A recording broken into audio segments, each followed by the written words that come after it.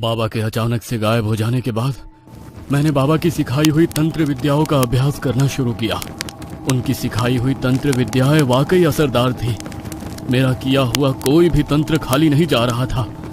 अपने ऊपर अटूट विश्वास हो रहा था मुझे कि मैं अपनी तंत्र शक्ति से किसी का भी भूत और वर्तमान बदल सकता हूँ। बस उसी इच्छा में मुझसे गलती हुई और अपनी शक्ति के आवेश में मैंने अपनी सारी समस्याओं से छुटकारा पाने के लिए जिन्न को बुलाने की साधना शुरू करने का मन बनाया। हफ्तों तक लंबी चली कठोर साधना के बाद एक रात दिन प्रकट हुआ। उसके चारों तरफ अग्नि का एक घेरा बना हुआ था। जिन्न को अपने समक्ष देखकर मेरी खुशी का कोई ठिकाना नहीं था। मुझे लगा कि मैंने अपनी जिंदगी का सबसे बड़ा खजाना पा लिया है। मेरी शक्तियां अब असीम हो जाएंगी। खुशी के मारे मैं जोर जोर से हंसने लगा। मेरी साधना सफल हो गई। अब तुम हमेशा मेरे गुलाम बनकर रहोगे। जो मैं चाहूंगा वो सब तुम्हें मुझे देना पड़ेगा। मेरी शक्तियां असीम हो जाएंगी।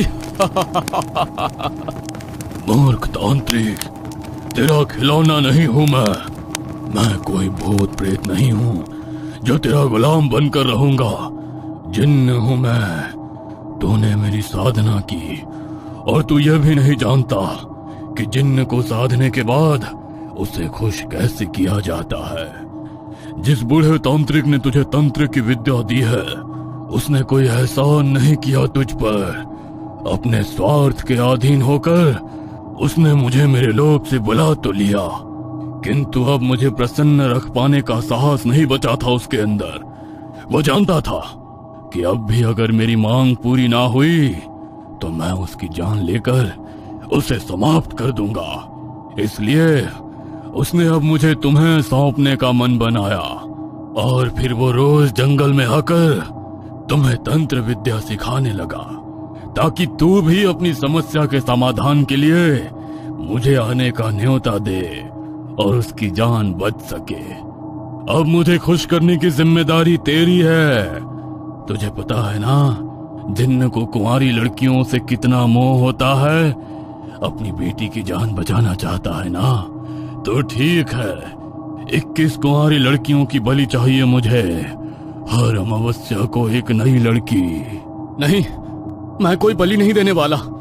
मैंने तुम्हें यहाँ सिर्फ इसलिए बुलाया है क्योंकि मैं अपनी बेटी को बीमारी से मुक्त करना चाहता था।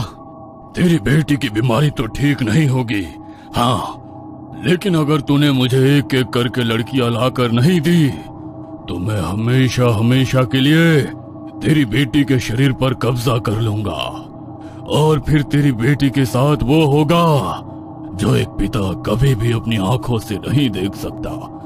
क्या मतलब है तुम्हारा? तेरे पास सोचने का समय नहीं है। जितनी लड़कियों की बलि तू देगा उनकी आत्मा पर मेरा कब्जा हो जाएगा और फिर वो मर कर भी हमेशा के लिए मेरी ही रहेंगी। और हाँ, अगर तू मुझे कुंवारी लड़कियों की बलि देगा तो मैं वादा करता हूँ तेरी बेटी बिल्कुल स्वस्थ हो जाएगी और हमेशा तेरे साथ रहेगी। सोच ले, तुझे अपनी बेटी की रक्षा करनी है या गांव की बाकी लड़कियों की? नहीं, तुम्हें कुंवारी लड़की की बलि चाहिए ना, तो तुम्हें मैं ला कर दूंगा, लेकिन मेरी बेटी नहीं। मैं तुमसे वादा करता हूँ तुम्हें 21 कुंवारी लड़कियों की बलि मैं दूंगा। तुम्हें हर अमावस्या को एक लड़की मिलेगी, लेकिन मुझसे वादा करो तुम मेरी बेटी को कुछ नहीं करोगे। मुझे तो बस कुंवारी लड़की चाहिए, अब चाहे वो तुम्हारी बेटी हो या किसी और की। लेकिन हाँ, अगर अपने वादे से मुकरे तो वो तुम्हारी बेटी की आखिरी रात होगी और मैं जानता हूँ तुम ऐसा नहीं चाहोगे, इसलिए जो वादा किया है वो हर हाल में पूरा करना। तांत्रिक को चेतावनी देकर जिन्न वहां से ओझल हो गया, लेकिन तांत्रिक अब डर चुका था क्योंकि वो जानता था कि अगर उसने जिन्न को कुंवारी लड़कियों की बलि नहीं चढ़ाई तो वो उसकी बेटी को ही अपना शिकार बना लेगा। कुंवारी लड़कियों की बलि देने के लिए कुछ करना होगा। कहां से लेकर आऊंगा मैं इतनी सारी कुंवारी लड़कियां? गांव के लोगों के मन में डर फैलाना होगा और उसी डर का फायदा उठाना होगा मुझे। अगर ये सब सच है तो गांव में डायन की कहानी और उन बच्चों की मौत, वो सब क्या था बापू? वो सब मैंने ही किया था बेटी। मैंने ही अपने काले जादू से जान ली थी उन सब की। और गांव वालों को मुझ पर यकीन हो, इसलिए डायन की झूठी कहानी बताई, ताकि अपने बेटों को बचाने के लिए वो अपनी बेटियों की बलि चढ़ाने के लिए अपनी इच्छा से तैयार हो जाएं। मैंने कभी सपने में भी नहीं सोचा था बापू कि आप ऐसा करोगे। जन्म और मृत्यु पर किसी का जोर चलता है क्या? मैं ईश्वर से जितनी जिंदगी लिखवा कर लाई थी, उतना ही तो जीवन मिलेगा ना मुझे। आपने विधि के विधान को बदलने की कोशिश की और उसके लिए इतनी मासूम बच्चियों को बलि पर चढ़ा दिया। जिस तरह आपने अपनी बेटी के बारे में सोचा, उस तरह कभी उन सब बेटियों के बारे में भी सोचा होता? नहीं, आप मेरे बापू हो ही नहीं सकते, नहीं हो सकते। उन बच्चियों की मौत के जिम्मेदार जितने उनके खुद के माँ बाप हैं, उससे कई गुना ज्यादा आप भी हैं। ये गांव, ये समाज बेटियों के जीने लायक है ही नहीं। अरे कैसे माँ बाप है वो जो अपने बेटे की जान बचाने के लिए अपनी बेटियों को कुर्बान करने को तैयार हो गए? क्या एक बेटी के अंदर जीवन नहीं होता? क्या वो माता पिता का अंश नहीं होती? क्या एक बेटा ही सब कुछ है? शर्म आती है मुझे आप सबके ऊपर। ऐसे समाज में जीने से तो अच्छा है मर ही जाऊं। मुझे माफ कर दे बेटी, लेकिन मैंने जो कुछ किया तेरी खातिर किया, वरना मैं कभी किसी की बलि नहीं चढ़ाता। एक बार मुझे माफ कर दे, बस 3 अमावस की रात और है, बस 3 बलि और देनी है मुझे। उसके बाद सब ठीक हो जाएगा। उसके बाद न तुझे और कोई खतरा होगा, न मुझे किसी की बलि देनी पड़ेगी। छी बापू, अभी भी आप यही सोच रहे हैं? अभी भी उन 3 मासूमों की जान लेना चाहते हैं आप? नहीं, मैं ऐसा नहीं होने दूंगी। मेरी वजह से पहले ही इतनी छोरियां अपनी जान खो चुकी हैं। लेकिन सब कुछ जानने के बाद मैं और 3 मासूमों के खून का पाप अपने ऊपर नहीं लेना चाहती। उनकी मौत की जिम्मेदार नहीं बनना चाहती मैं। मेरी वजह से उनकी जान जाए, इससे अच्छा तो मैं खुद ही अपनी जान ले लेती हूँ। ये क्या बोल रही है तू बेटी? नहीं, तू ऐसा कुछ नहीं करेगी, कुछ नहीं करेगी तू ऐसा। रोशनी ने यज्ञ कुंड के पास पड़ा धारदार चाकू उठाया, जिससे उसके बापू ने गांव की लड़कियों की बलि दी थी। अभी भी उस पर खून लगा हुआ था। चाकू छोड़ दे बेटी, चाकू छोड़ दे। मैं जा रही हूँ बापू, लेकिन अगर आप मुझसे प्यार करते हो ना, तो वचन दो मुझे कि इसके बाद किसी की जान नहीं जाएगी। अगर मेरे जाने के बाद एक और जान चली गई ना, तो मेरी ये आत्मा कभी मुक्त नहीं हो पाएगी। नहीं बेटी, नहीं। रोशनी ने रोते हुए अपनी गर्दन पर चाकू रखा और खुद को खत्म कर लिया। तांत्रिक के सामने उसकी बेटी ने अपने हाथों से खुद की जान ली, लेकिन वो कुछ नहीं कर पाया। वो बौखलाया। अपनी बेटी के जाने के बाद उसे एहसास हुआ कि उसने कितनी मासूम बच्ची को अपने कारण मौत के घाट उतार दिया है। ये तूने क्या किया मेरी बच्ची? तेरे लिए मैंने सब किया, इतनी बलियां तेरे लिए दी, और तू ही मुझे छोड़कर चली गई। लेकिन तूने जो कहा है, अब तेरा बापू वही करेगा। तू चाहती है ना कि तेरा बापू उन लड़कियों की जान बचाए, तो अब मैं किसी की जान नहीं जाने दूंगा। मैं तुझसे वादा करता हूँ। तांत्रिक की आंखों के सामने उसकी बेटी का मृत शरीर पड़ा था। वो उसे हाथों में भरकर बिलख बिलख कर रो रहा था, इस आस में कि शायद वो वापस आ जाए। लेकिन वो अब बहुत दूर जा चुकी थी। मगर जो काम वो अपने बापू को सौंप कर गई थी, अब वो उसे करना था। अपनी बेटी के जाने के दुख में वो पूरी रात शमशान में ही बैठा रहा। सुबह हुई तो उसने अपनी बेटी की चिता को अग्नि दी। पास की नदी पर स्नान करके वो सीधा गांव पहुंचा।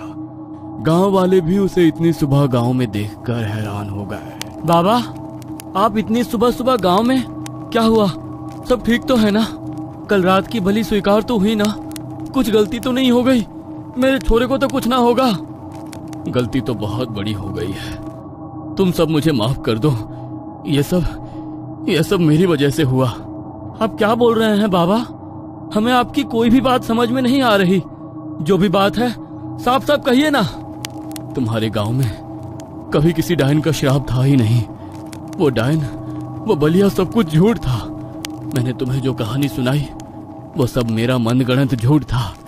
मैंने ही तुम्हारे गांव के छोरों पर मृत्यु तंत्र छोड़ा ताकि वो मौत के घाट उतर जाएं, और फिर तुम्हारे मन में उस श्राप का डर डालकर तुम्हें अपनी बेटियों की बलि देने के लिए मजबूर किया।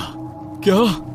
ये सब क्या बकवास कर रहे हो आप? अगर ये सच है ना तो याद रखना, हमसे बुरा कोई नहीं होगा।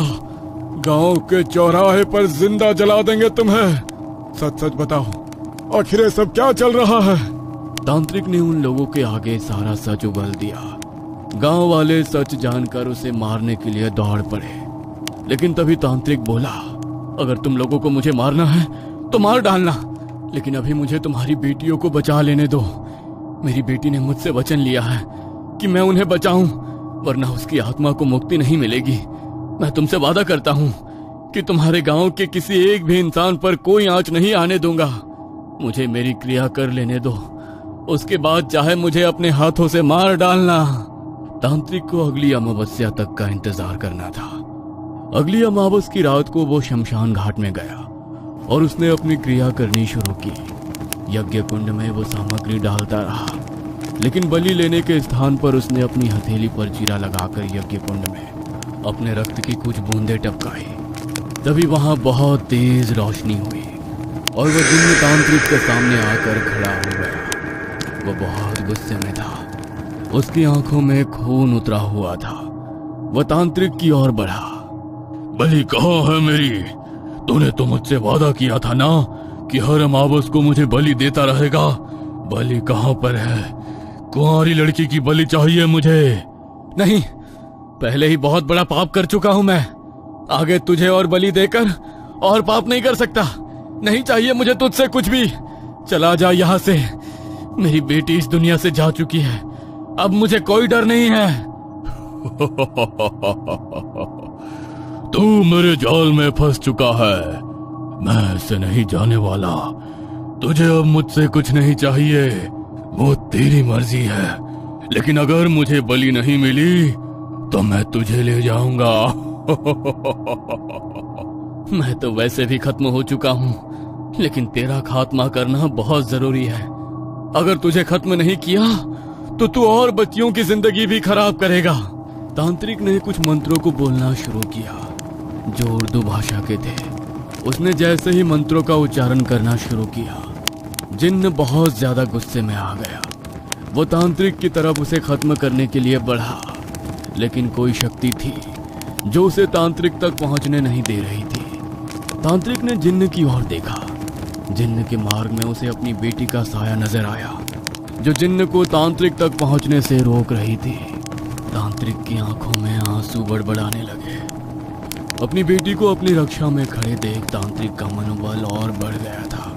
मंत्रों को पढ़ते हुए तांत्रिक के शरीर की सारी ताकत खत्म होती जा रही थी। उसका शरीर मानो बेहद कमजोर होता जा रहा था। जिन्न ने अपनी शक्ति से शमशान घाट में घूम रही अतृप्त आत्माओं को भी तांत्रिक की ओर मोड़ दिया था, जो अब तांत्रिक के ऊपर हावी होने का प्रयास कर रही थी। लेकिन तांत्रिक को बार बार अपनी बेटी का चेहरा नजर आ रहा था और उसी को अपनी हिम्मत बनाकर वो मंत्रों का उच्चारण करता जा रहा था। तांत्रिक की नाक, कान और आंखों से खून बहने लगा था। उसके सर में इतना तेज दर्द हो रहा था मानो उसका दिमाग फट जाएगा, लेकिन उसने मंत्रों को पढ़ना जारी रखा। पूरे 1.5 घंटे तक उसने जिन्न के साथ वो लड़ाई लड़ी जो अब तांत्रिक के ऊपर हावी होने का प्रयास कर रही थी। लेकिन तांत्रिक को बार बार अपनी बेटी का चेहरा नजर आ रहा था और उसी को अपनी हिम्मत बनाकर वो मंत्रों का उच्चारण करता जा रहा था। तांत्रिक की नाक, कान और आंखों से खून बहने लगा था। उसके सर में इतना तेज दर्द हो रहा था मानो उसका दिमाग फट जाएगा, लेकिन उसने मंत्रों को पढ़ना जारी रखा। पूरे 1.5 घंटे तक उसने जिन्न के साथ वो लड़ाई लड़ी और आखिरी मंत्र के साथ ही एक भयंकर विस्फोट हुआ, जिसमें वो जिन्न वहीं पर नष्ट हो गया और उसके साथ ही तांत्रिक ने भी अपना दम तोड़ दिया।